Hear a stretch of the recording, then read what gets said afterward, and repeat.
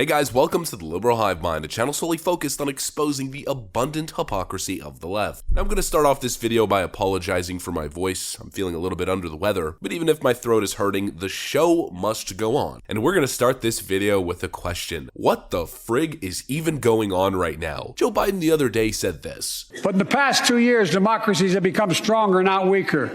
Autocracy has grown weaker, not stronger. Democracies have gotten stronger under Joe Biden's Western coalition, and autocracies are failing, crumbling. You know, it sounds nice in a speech, just like when Joe Biden says wages are up and the economy is doing great, but the reality feels quite different now, doesn't it? Essentially, the claim that Joe Biden is making is that the world is much more stable, the democratic world is much more stable than ever before, thanks to his leadership. But is it just me, or does it feel like we are tumbling into absolute chaos? Democracies are strengthening, corn pop. Yet the moment this clown took over, the threat of World War III has heightened, and national security seems constantly under threat. I don't seem to remember Afghanistan falling under Donald Trump. I don't seem to remember the Middle East plunging into chaos under Donald Trump. I don't seem to remember a war in eastern Ukraine. I certainly don't seem to remember China flying military spy objects over American airspace during Donald Trump's term, and I also don't seem to remember trains derailing and chemical explosions across the United States, not to mention all the food processing plants randomly exploding or catching fire. Listen, Jack, what are you talking about, corn pop? We're safer than we've ever been. We gotta talk about this massive chemical leak and explosion in Ohio, in East Palestine, Ohio, but I don't just want to focus on that, I want to focus on the whole thing, with the crux of this video being, what the frig is going on? We got some stuff to get into, so let's roll the tape. Alright folks, I'm sure you guys are aware of what happened in East Palestine, Ohio. A massive explosion after a train derailed. Chemicals were subsequently leaked, then an explosion occurred, and now there's this massive air contamination cloud that looks something like this. This event was followed the next couple of days by 2 or 3 more train derailments. All the while, Biden's transportation goon, Pete Buttigieg, is doing interviews on C-SPAN, completely ignoring this massive story, making jokes and making light of the spy balloon situation. It's had its challenges.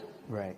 I mean, if you look at what the American transportation systems have faced in the last 2 or 3 years, partly because of the pandemic, we've faced issues from container shipping to airline cancellations. Mm-hmm.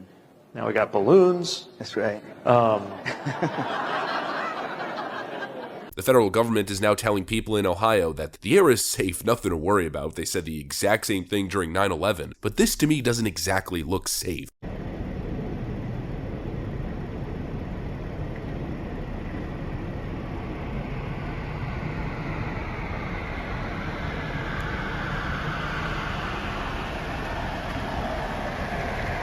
We're now getting reports that people living in the area are seeing their pets and some of their wildlife get sick, drop dead. People living in the area and breathing the air are complaining that they're experiencing drowsiness and headaches. Train derailments, chemical explosions, food processing plants exploding, catching fire across the nation. There have been confirmed over a dozen disabling accidents at food plants in the last month, over a dozen.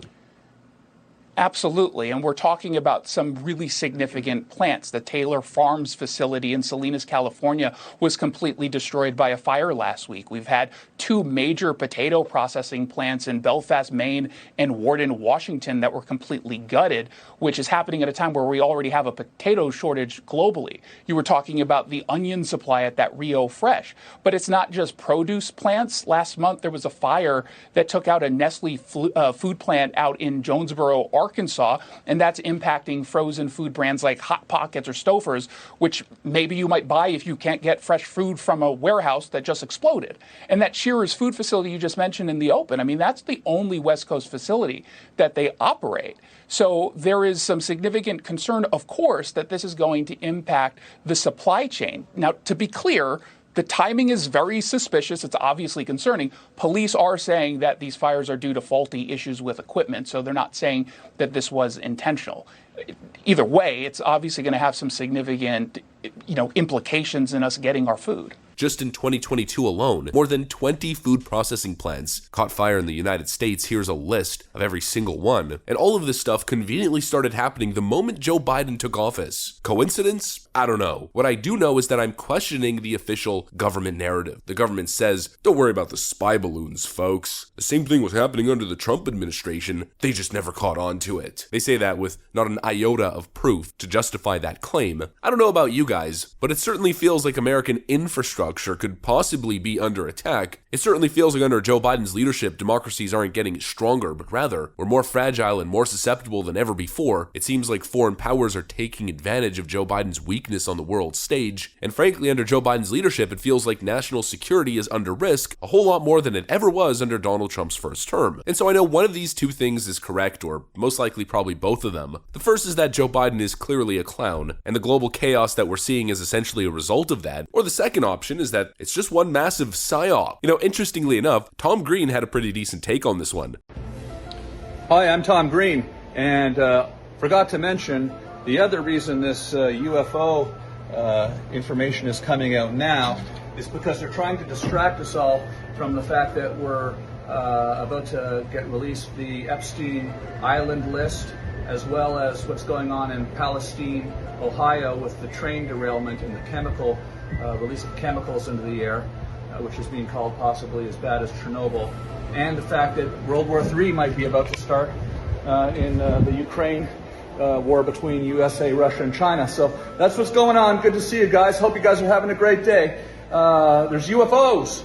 It's either just general lack of leadership and global chaos, or it's a whole lot of very conveniently timed distractions. The Biden family scandal continues to brew. They're continuing to escalate the war in Ukraine. The Epstein list is about to be released, as we're also finding out. And all of a sudden, spy balloons pop out of nowhere. A massive train derailment and a bunch of possible distraction stories to keep the public mind occupied and distracted from brewing scandals and the push towards World War III. Whether it's one of those options or both of those options, one thing that I know for sure, I want to end the video with the comparison between Donald Trump and Joe Biden. They told us Joe Biden was the guy to get stability back. The world has gone crazy under Donald Trump's leadership. We need clean establishment Uncle Joe to bring civility back to politics. Well, I guess this is what you voted for. This is what you asked for. The fall of Kabul, the fall of Afghanistan, total chaos globally, and endless national security nightmares. Joe claims that things are better than they've ever been before thanks to him. The economy is roaring back as more Americans are struggling than ever before, living paycheck to paycheck, and wages continue to tumble. He tells you autocracies are struggling as autocracies are boasting and taunting Western nations on the global stage, completely disrespecting American sovereignty. The moment this guy took over, everything basically went straight into the gutter, but he was supposed to be old stable Joe. It seems as though things were a whole lot more stable. There was a lot more world peace and less global conflict under the supposed evil orange man who was apparently supposed to start World War III. The economy was better, the world was safer, and you know what? For the first time in a very long time, foreign dictators were actually at attention. What we're seeing now would have never happened at the head of the ship. I don't know, just a simple man's observation. I'm curious to know what you guys have to think, so let me know in the comment section. That's what I got for you guys. If you enjoyed this video, make sure to leave a like and possibly subscribe to the channel. Thanks for watching, and I'll see you on the next one.